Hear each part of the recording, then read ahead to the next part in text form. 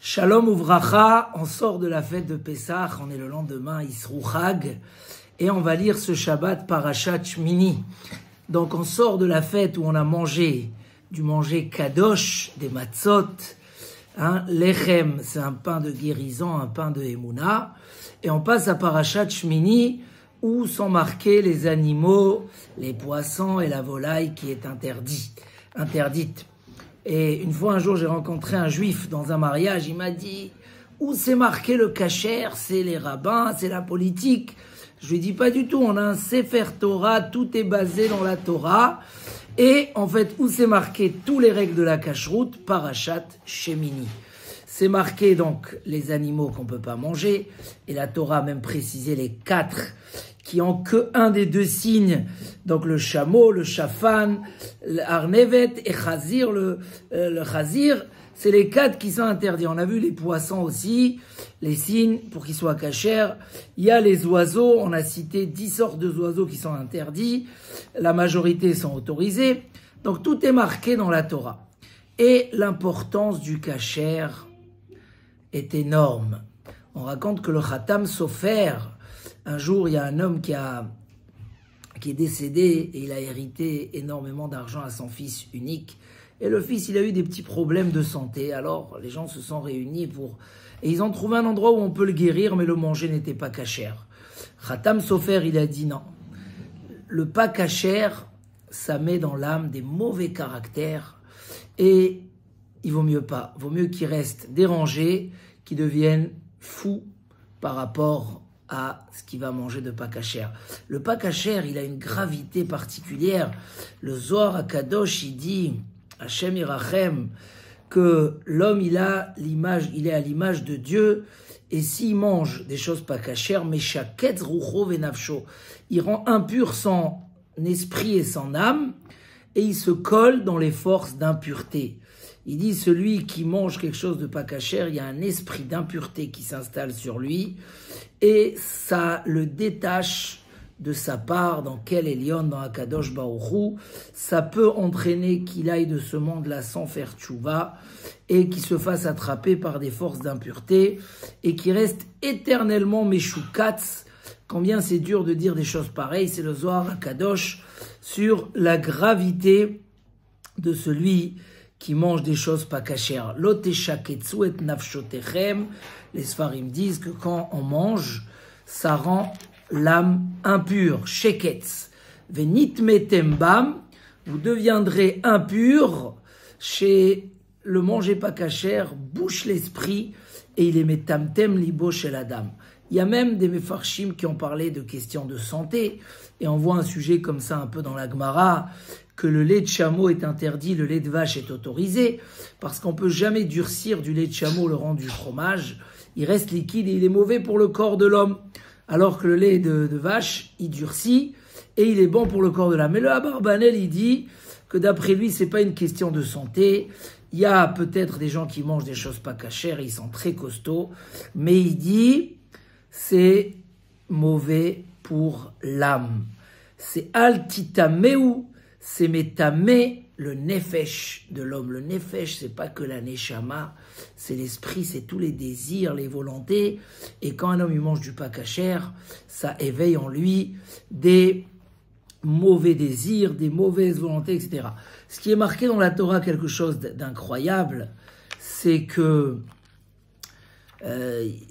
juste avant de dire ça, c'est marqué que le Rambam il dit que des gens qui ont perdu la croyance en Akadosh Baruch Hu et qui posaient des questions sur la résurrection des morts, il leur a dit le Rambam que parce que vous avez mangé des choses interdites, c'est marqué dans tous les Sfarim que de manger du pas kasher, ça enlève aussi la Emouna, et c'est pour ça que c'est comparé à celui qui fait de l'idolâtrie, parce que et Adam Arishon, la première chose qu'il a rendu un mine, un athée, c'est parce qu'il a mangé quelque chose de pas cachère.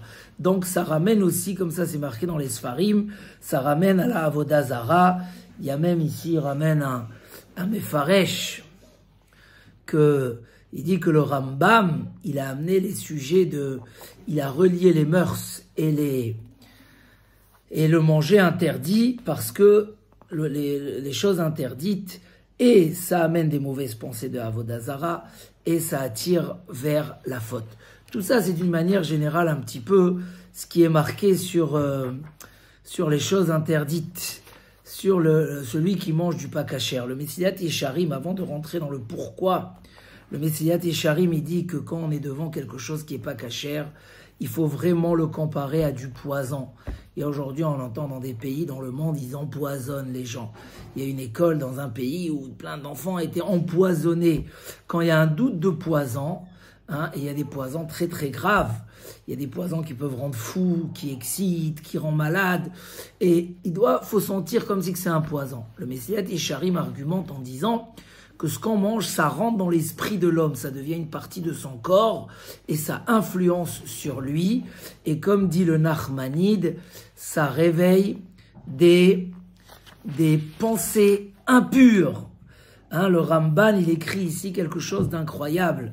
Il dit que c'est quoi le signe des oiseaux interdits? C'est les oiseaux qui dévorent. Tu n'as pas un oiseau qui est autorisé dans les oiseaux qui dévorent. Et il dit quelque chose d'intéressant, que dans les sacrifices, on n'amène que des animaux qui se font poursuivre. Il n'y a aucun qui poursuit, que ceux qui poursuivent. Et dans la cache-route, on n'a pas quelque chose qui dévore les autres. Et il dit en fait, pourquoi? Il dit parce que l'oiseau qui dévore, il a un mauvais caractère, il a une nature chaude et bouillante, cruelle, noire et sauvage, et ça va faire naître dans l'homme ces mauvais caractères. Donc le Messilat Yesharim, il dit que la nourriture se mêle, devient une partie de la personne, et c'est pour ça qu'elle a une influence très très forte. Maintenant, on va essayer de comprendre c'est quoi les raisons essentielles du kasher. Alors beaucoup de mes farshim comprennent que l'essentiel de les raisons de pourquoi la Torah elle a interdit des aliments, c'est parce que ça amène des mauvaises natures dans l'homme. L'homme est venu sur terre pour servir à Kadosh Baruch Hu, pour faire des mitzvot, et pour avoir un dossier comptable le plus riche en mitzvot, en Torah et en Maasim Tovim. Et pour cela, il a besoin de 2 caractères essentiels. Le premier, c'est la douceur, la gentillesse, le chesed, la netina, savoir donner. C'est les bases de toute la Torah. Avraham Avinu, on a commencé le chesed. Combien de mitzvot on a dans la Torah vis-à-vis d'autrui? Tu aimeras ton prochain comme toi, tu vas pas détester, tu vas pas faire du mal, tu vas. On a tellement de mitzvot. Donc le premier caractère qu'on a besoin, c'est la pitié, l'amour, la bonté. Ça, c'est la base. Deuxième caractère qu'on a besoin, dit Rav Shimshon Raphaël Hirsch, c'est l'énergie. Il ne faut pas être un homme fainéant. La zrizout, comme on a dit que le modèle de toutes les mitzvot, c'est la matzah. De même que la matzah, elle doit se faire en 18 minutes. Si elle a dépassé une seconde, elle n'est pas bonne. Une mitzvah, dans la vie, elle doit être faite bizrizout. Donc l'homme a besoin beaucoup d'énergie pour être actif dans sa vie. Chaque seconde de sa vie, il peut faire de ça une mitzvot ou des milliers de mitzvot chaque seconde. Et si un homme est fainéant, il peut pas faire son rôle. On lui a donné à ramasser, nous dit le roi Salomon, si tu cherches la Torah et les mitzvot comme des trésors et comme de l'argent et de l'or, Az timtsa irat Hashem, tu trouveras la crainte divine. L'homme doit avoir le sentiment, et comme ça c'est développé dans tous les Sfarim. Chavetz Chaim, on parle beaucoup, que l'homme dans sa vie doit sentir qu'il peut ramasser à chaque seconde des diamants, des mitzvot. Tout est accumulé dans 2 endroits.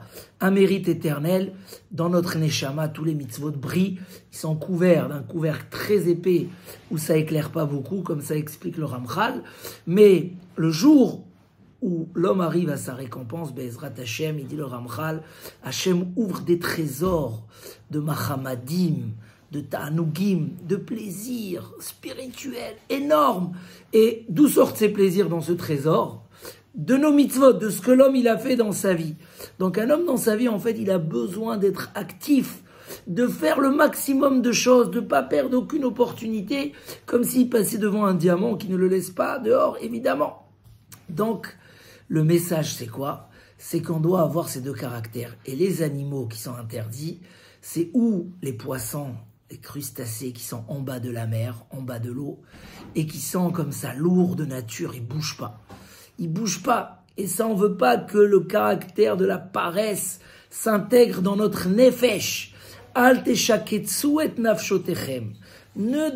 Et deuxième caractère, la cruauté. Tous les animaux qui dévorent, qui ont des mauvais caractères, tout cela sont écartés pour que dans la Neshama du Ben Israël, l'homme y reste apte et disponible à recevoir la Kedusha, comme on l'a dit, parce que sinon ça sépare entre nous et Akadosh Baruch Hu, et être apte à vouloir faire que du bien, à chercher que du bien. Et manger du pas cachère, ça oriente dans un autre sens. Ça oriente vers l'égoïsme, la cruauté et la paresse. Et donc c'est pour ça que ces choses-là sont interdites.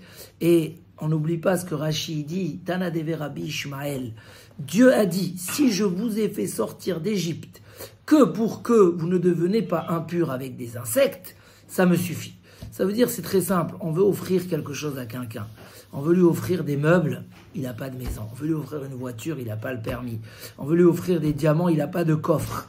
On ne peut pas lui offrir, ça ne sert à rien, il va les perdre.